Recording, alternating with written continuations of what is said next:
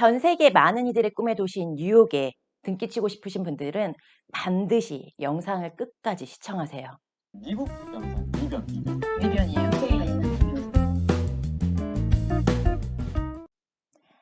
안녕하세요. 뉴욕 뉴저지 부동산법 변호사 다이애나 킴입니다.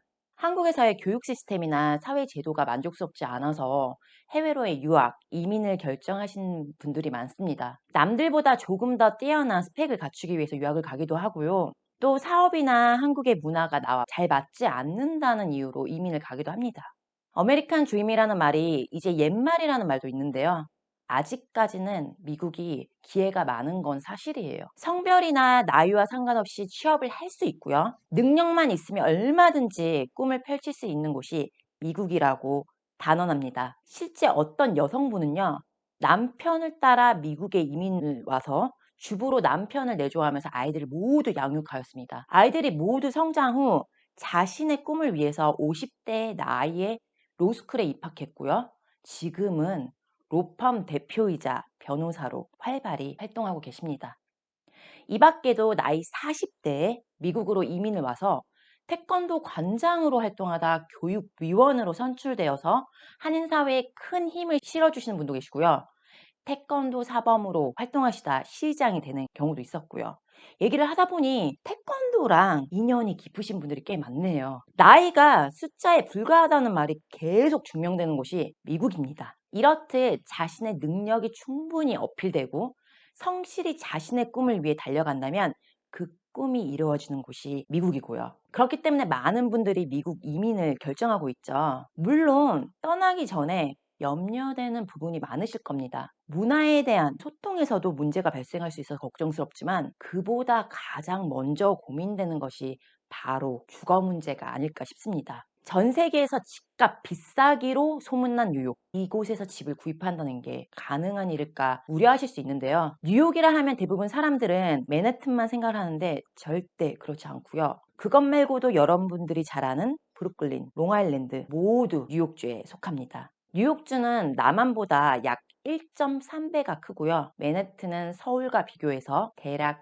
1.4배 큰 사이즈의 도시죠. 지역마다 집값이 천차만별이기 때문에 맨해튼만 보시고 집값이 비싸다고 오해를 많이 하시는데 전혀 그렇지 않습니다. 그리고 맨해튼 부동산 가격을 보더라도 서울 집값에 비해 매우 낮고요. 그리고 주택의 종류에 따라서도 가격이 너무나 다르기 때문에 그냥 비싸다고 단정 짓기에는 그렇죠. 또한 유학이나 취업, 이민 등 다양한 이유로 뉴욕에 집을 찾고 계신다면 월세로 살기보다는 집을 구매해서 사는 게 좋겠죠. 뉴욕 평균 월세를 고려해 본다면 말이죠. 현재 맨해튼 원룸 월세가 약 500만 원입니다. 미국은 전세가 없는 거 아시죠? 오늘은 뉴욕에서 매입할 수 있는 주택 유형 중에 한국의 아파트와 비슷한 종류의 주택 형태 두 개를 간단하게 설명해 드릴 테니 잘 확인해 보시고 결정하시기 바랍니다.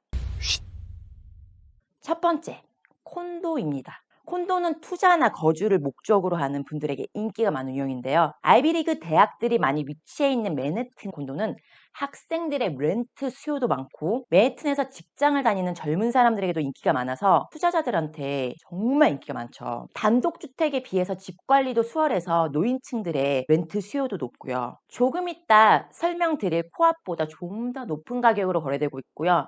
소유하게 되면 피트니스 센터나 공용 라운지 등 건물 편의시설에 따라 관리비 지출이 커질 수 있다는 점 참고하시기 바랍니다. 그러니 관리비가 얼마나 되는지 꼭 체크하시기 바랍니다. 콘도라도 잘 알아보면 관리비가 싼 경우가 있거든요. 그거를 구매를 하시면 아무래도 수익률에 이득이 되겠죠. 관리비는 세입자가 내는 게 아니고 집주인이 내야 되기 때문에 수익률과 직접적인 관계가 있으니 꼭 확인하시고 구입하시고요. 두 번째, 코압이라는 주택이 있는데요. 생긴 건 한국의 아파트랑 유사한데 소유하는 방식이 다릅니다. 해당 부동산을 소유하고 있는 회사의 지분을 소유하는 것이죠. 그렇기 때문에 구매 시 디드라고 하는 등기부 등본이 나오지 않고 주식증서, 스탁 서티피켓이 나오게 됩니다. 법적으로 그 건물의 소유자는 코압 법인이 되는 거고요. 구매자는 장기 독점 임대권을 받게 되는 것이고요. 다시 말해서 사고 파는 것은 가능해요. 하지만 내가 가지고 있는 지분을 거래하는 것이라고 생각하면 됩니다. 이런 이유로 많은 규칙들이 존재할 수 있고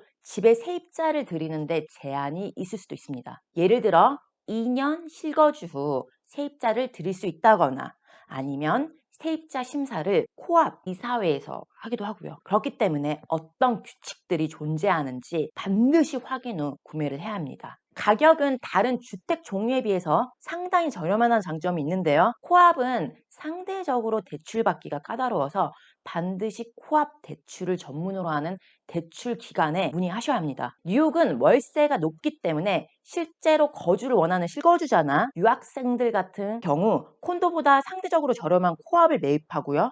거주하면서 월세 비용을 아끼고 훗날 시세 차익까지 노리는 경우가 많습니다. 투자 목적을 위해 미국 부동산을 구매를 원하는 분들의 경우 정보가 거의 없기에 아무것도 모른 채 투자를 진행한다면 손해만 발생하죠. 충분한 정보를 통해 미리 상황을 파악하는 사람만이 부동산 투자에서 우위를 선점합니다. 자신의 투자의 목적에 따라 알맞은 주택을 선택하셔서 꼭 아메리칸 드림을 이루시기 바랍니다. 영상이 좋으셨다면 구독과 좋아요, 알림 설정 부탁드리고요. 오늘도 영상 시청해주셔서 감사합니다.